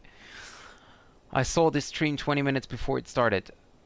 Oh, that's nice. But you came in late, so you were not here from the beginning, right? Not sure though, but last time the 777 blinded the people. Yep, that's true. I forgot to turn off the lights when I turned to the apron. Right engine, all pressure, okay. Isolation open. So I'm wondering why the APU is not starting.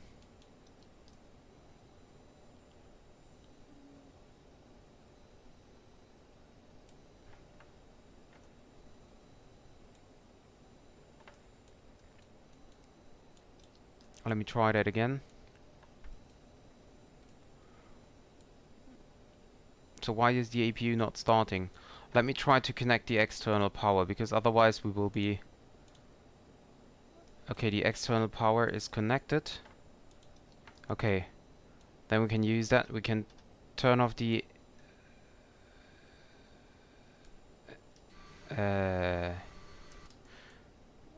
so we can turn off the APU actually. And let's try to turn off the second, or actually the first.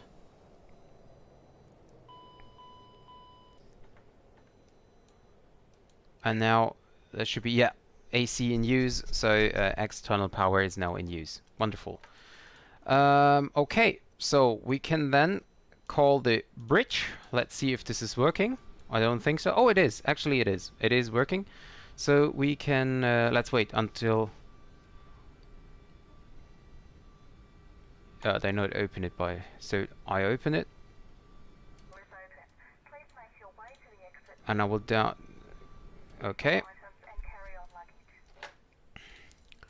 I can turn off the beacon light. Oops, the beacon lights. Turn off the seatbelt signs.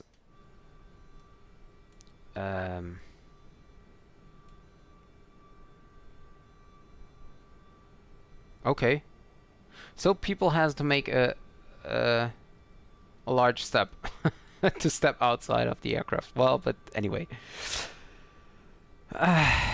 It's more fun to have more than one person in the stream. Yeah, that's right. That's definitely more fun, but as I'm still in the beginning of streaming, it's always a problem also of the YouTube algorithm.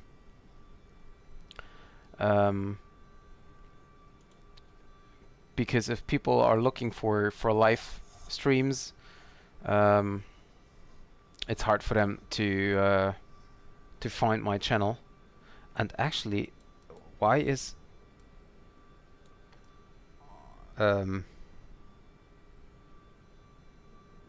okay, well, never mind. Yeah, so but they won't find my stream. That's the biggest problem, and that's why it is so important to receive likes, and to receive thumbs up and subscriptions and stuff, so that YouTube rank my videos higher.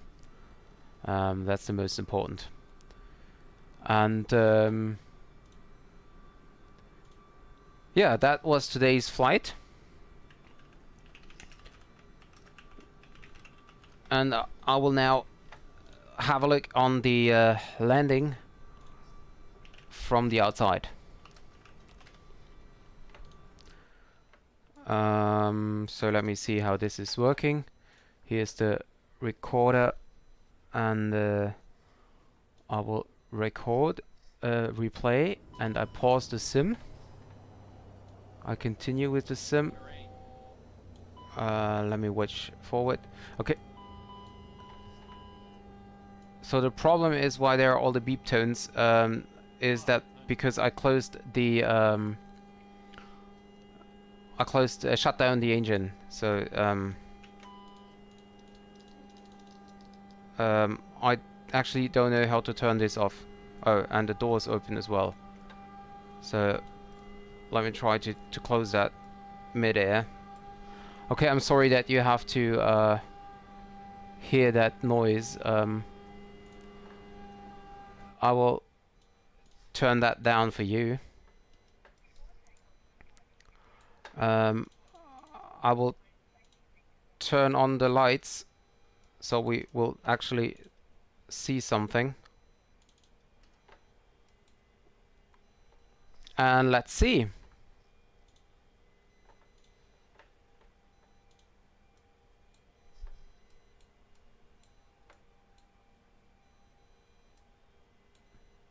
So this is actually my first landing with this, no, my second landing with this aircraft.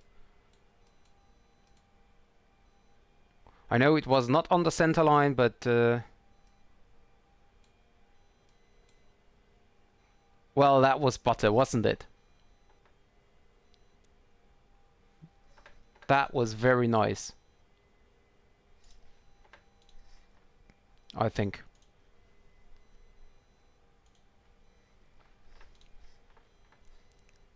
So let us see that again.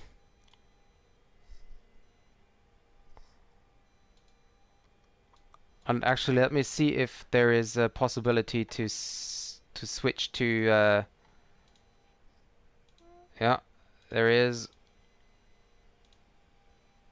Oh, that's a landing gear here. But let us watch it from here.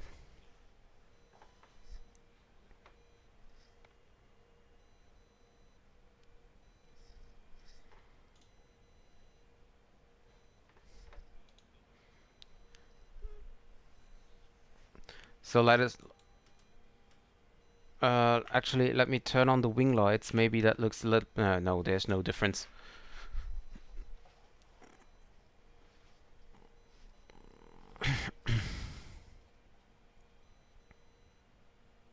This noise is driving me crazy.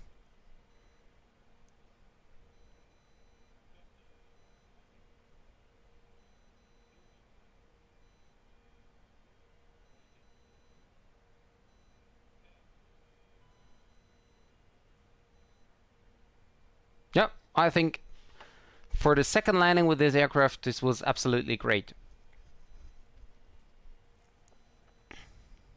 Absolutely great, I think, in my opinion. But yeah, this tone is driving me nuts. So stop the replay. There we go. And now it's off.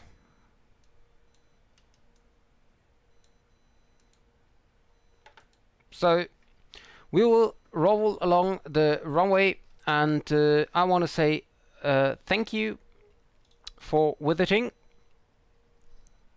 and of course thank you very much, Derek, for joining the stream. Thank you very much, Jeremy, as well. And for all the others watching the stream, thank you if you give me a thumbs up. And maybe if you want to see more, then you can give me a subscription as well. That would be really appreciated, and helps YouTube to rank my videos and live streams higher. So that would be absolutely amazing. Yeah, that was today's live stream. I'm not sure if or when I will stream tomorrow. Next week there will definitely be no stream in the during the midday, because I have to work on site again. I don't have home office anymore for the next 3 days in the first for the first 3 days in the next week. Yeah, I think the next live stream will be on Thursday then, and maybe tomorrow as well. And yeah, Jeremy, it was my pleasure to stream for you, and also for Derek and all the others. So yeah, I want to say thank you and have a great evening. Bye bye.